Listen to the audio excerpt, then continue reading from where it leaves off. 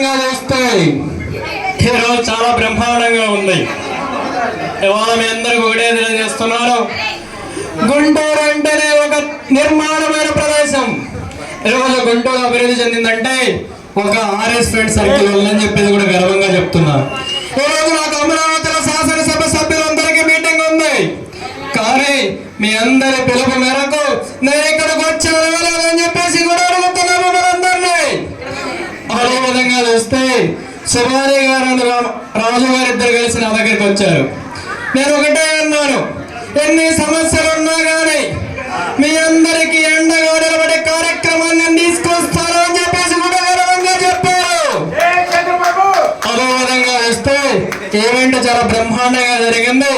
నేను రావటం కొద్దిగా ఆలస్యమైనా కూడా కరెక్ట్ సమయానికి వచ్చానని చెప్పేసి కూడా గర్వంగా చెప్తున్నారు. తమ్ముడు పవన్ కళ్యాణ్ కూడా కాసేపట్లో వస్తున్నారు, అతనికి కూడా మీరందరికీ స్వాగతం.